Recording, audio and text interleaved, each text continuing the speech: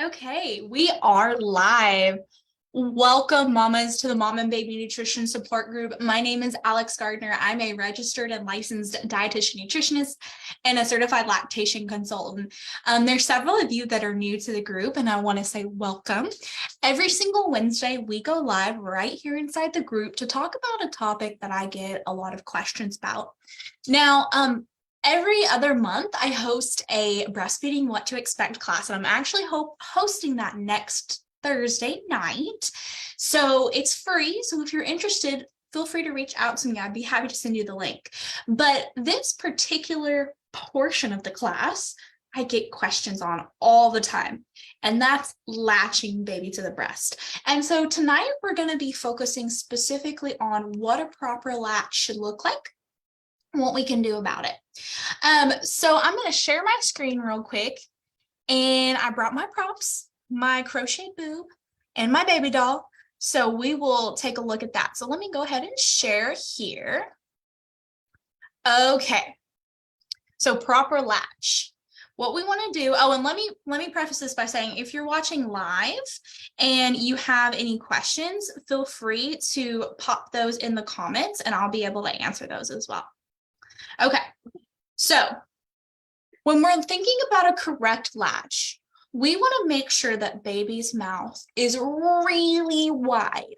So if you see right here on this baby, see how that mouth is really wide. That corner of the mouth is almost 140 degrees. We want a wide mouth because we don't want baby just on the nipple. If baby is just on the nipple, it's going to hurt. And breastfeeding should not hurt. And if it does, the latch is probably off. So we're going to take a look at that. So we want baby to take in a big mouthful of breast tissue and nipple, not just nipple. So the way you do that is you make sure baby's mouth is really wide. So the first thing you want to do, you want to go nose to nipple. So you're going to put baby's nose to nipple, and what that's going to do is baby's mouth is going to open really wide in what we call a gape response, and they're going to bring their head back a little bit, and then they're going to come right in and get a mouthful of boob, okay? So some things that moms talk about is they're like, oh my goodness, I'm so worried. Baby is pulling their head back from me. They don't want to breastfeed, but that's actually how they get a mouthful of the breast tissue. What they do is they bring their head back and then they come forward. So what you'll want to do is you want to support your baby's head and neck, but you don't want your hand to be so on the head that they can't bring their head back. You want to be able to support their neck and a little bit of their head so they still have that movement. So we're going to go nose to nipple. Baby is going to bring their head back. And then when they have that big wide mouth, you're going to go right onto the breast. And you're going to have that really big latch. So another thing you want to look for is that baby is not like a bullseye. You don't put the nipple right in the middle of the mouth, because think about this. The baby's tongue, or anybody's tongue, our tongue for that matter, takes up the bottom half of our mouth. But we have this space in the top half of our mouth. So if you put the nipple towards the roof of the mouth, that allows the nipple room to expand and bring the milk out. So you're going to want what we call an asymmetrical latch, okay? So that means the baby's mouth is not over the entire areola, but that there's some of the areola showing like this, okay? So if this is the mouth, there's some areola showing.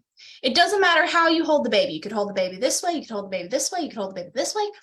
You want the top of the mouth to be where the nipple is, and you want some of the areola exposed. And that's going to get you a really deep latch. Now, another thing you want to look at is you want to make sure that baby's ears, shoulder, and hips are in line. Now, if you think about it, if you're eating dinner and you're sitting straight, but your head is turned this way and you try to swallow, that's uncomfortable. I mean, you don't want to eat like that. Same thing so for example, say my knees are pointed straight to you toward the computer, but my torso is turned this way. That's uncomfortable too. So you want to make sure baby is in line, because when we eat, we are in line, ears, shoulders, hips.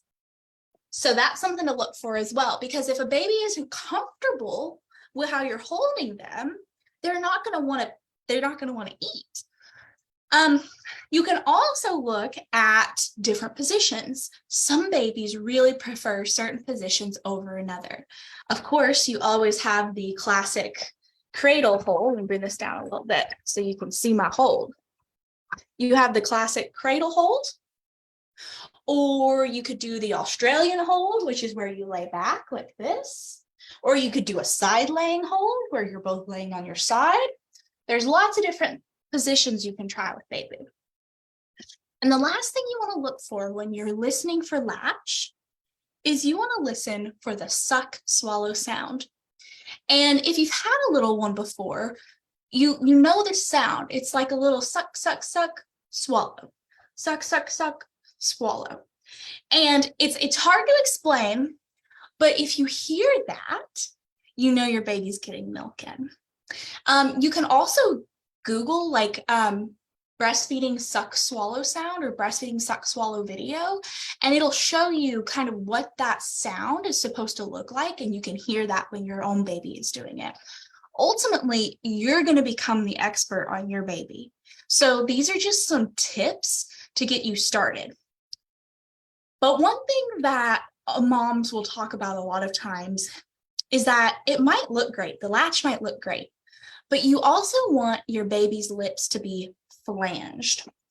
So see how in this picture, the bottom of the lips, like the side where the moisture is, right, is connected to the breast. Sometimes babies will curl their lips in like this. And if their lips are curled in like this, they're not able to make a seal around the breast. So you want your baby's lips, the part that has the moisture, to be attached to the breast, and it creates a seal, like a suction cup. And if that seal isn't there, they're not able to get a proper suction, and they're not able to suck the milk out. So we want to make sure that baby's lips are flanged. Now, you can do this if they don't go on flanged to begin with. What you can do is you can take your pinky finger or your pointer finger, and you can kind of pull their lips up a little bit so that their lips are flanged and on the breast properly. And if you find that you're having a hard time, or that the latch isn't working, or that it's uncomfortable, or you just want to try again, what you want to do is you want to take your pinky finger and slip it right between their lips and break that seal. Because if you don't break that seal, it's like a suction cup. Like it's going to be painful trying to get them off the breast.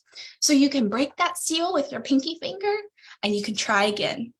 The biggest thing to remember is always start nose to nipple, and they'll open their mouth really wide, pull their head back, and come onto the breast for a nice big latch. So if you're watching, if you have any questions on what we've gone over so far, let me know. And if you're watching the replay and you have any specific questions, let me know in the comments or reach out to me personally, and I'd be happy to go over this if you have any particular questions. But I really hope that this kind of clarified some things for you mamas and eased some anxieties if you haven't breastfed already, or if you are breastfeeding and you might be struggling, that this might have helped you out a little bit. Well, mamas, I appreciate all of you this evening, and I look forward to seeing you all next week. You all have a really great rest of your week.